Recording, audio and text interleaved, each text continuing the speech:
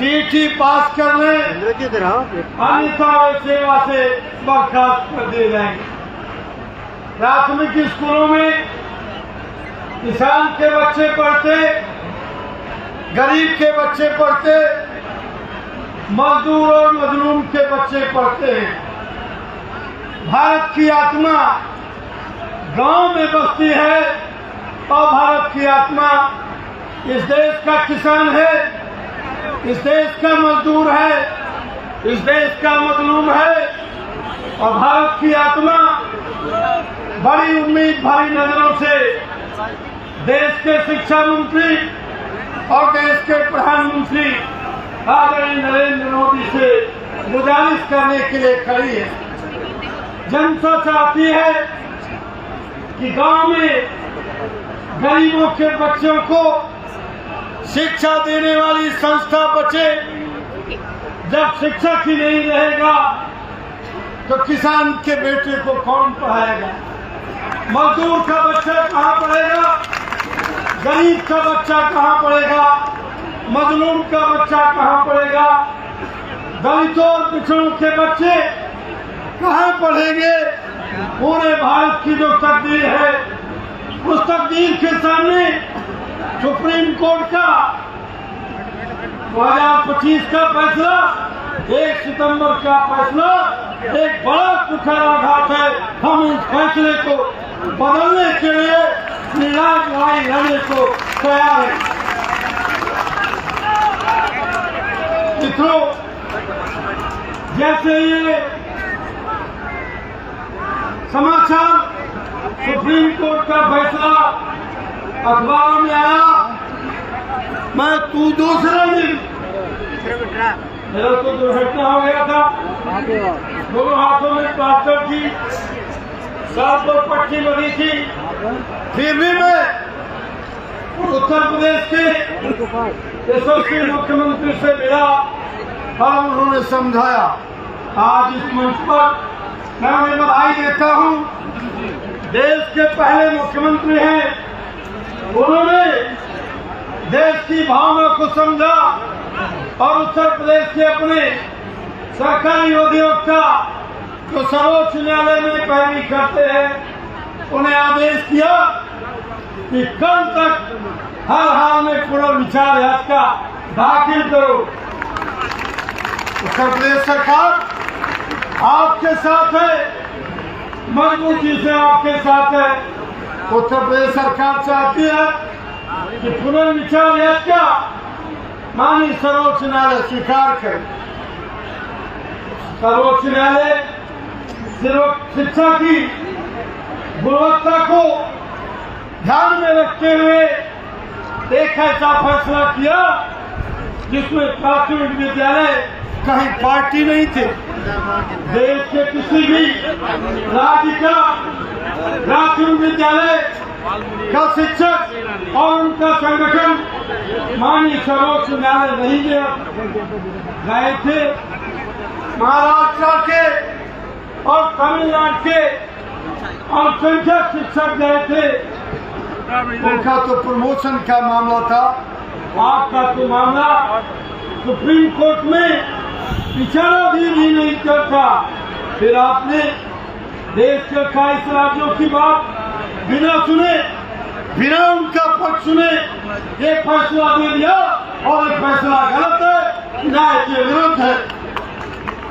नैसर्गिक न्याय का सिद्धांत कहता है कि कोई भी हो, न्यायालय बिना उसका पक्ष सुने कोई फैसला नहीं दे सकता। मैं माननीय सर्वोच्च अदालत से कहना चाहता हूं, देश के प्राथमिक शिक्षकों का कोई विषय सर्वोच्च न्यायालय में विचाराधीन नहीं था। आपने बिना हमें सुने, बिना देश के प्राथमिक शिक्षकों का पक्ष सुने, आपने संविधान के आर्टिकल 142 के तहत ऐसा फैसला दे दिया जो देश के लिए आत्मघाती है, जो भारत के लिए घातक है।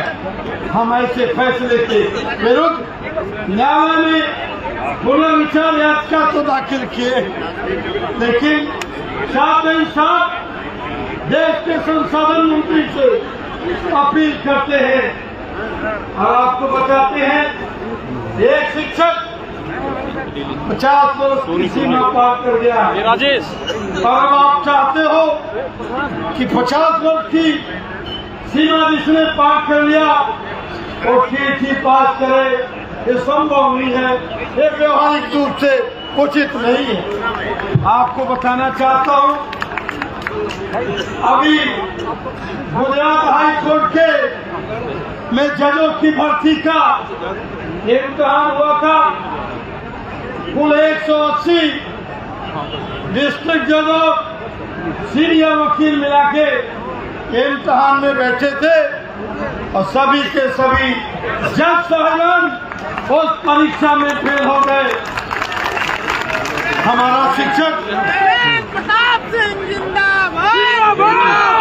हमारा शिक्षक राष्ट्र निर्माता है और राष्ट्र निर्माता को आप चाहते हैं कि राष्ट्र का निर्माण भी करे और अपने शिक्षक दायित्व के साथ साथ 27 गैर शैक्षणिक काम भारत का प्राथमिक शिक्षक करता है, जो न्यायपूर्ण है। जब सारा दिन प्राथमिक शिक्षक SIR का फॉर्मा बांटेगा, जब प्राथमिक शिक्षक देश का पोलियो ड्रॉप पिलाएगा, जब इस देश का प्राथमिक शिक्षक गणना करेगा, जनगणना करेगा और इस देश का प्राथमिक शिक्षक BLO ड्यूटी करेगा, देश के पास जो काम है उन दायित्वों को ईमानदारी और निष्ठा के साथ हमारा प्राथमिक अध्यापक काम करता है।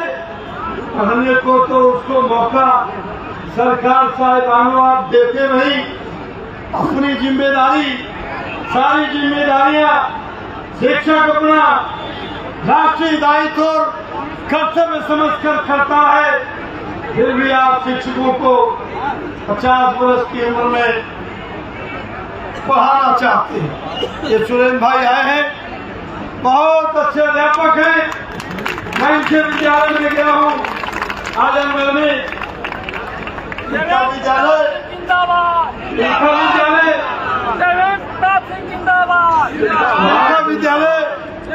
गुणवत्ता के मामले में पूरे देश में 1 नंबर पर है। इनके एडमिशन की सिफारिश रखी है। शिक्षक नेता होते हुए समय से 10 मिनट पहले पहुंच जाते हैं और विद्यालय का गेट बंद हो जाता। स्कूल समाप्ति के पहले विद्यालय का गेट खुलता नहीं है। ऐसे शिक्षक यहाँ साथी हमारे आए हुए। मैं ये कहना चाहता हूँ, मित्रों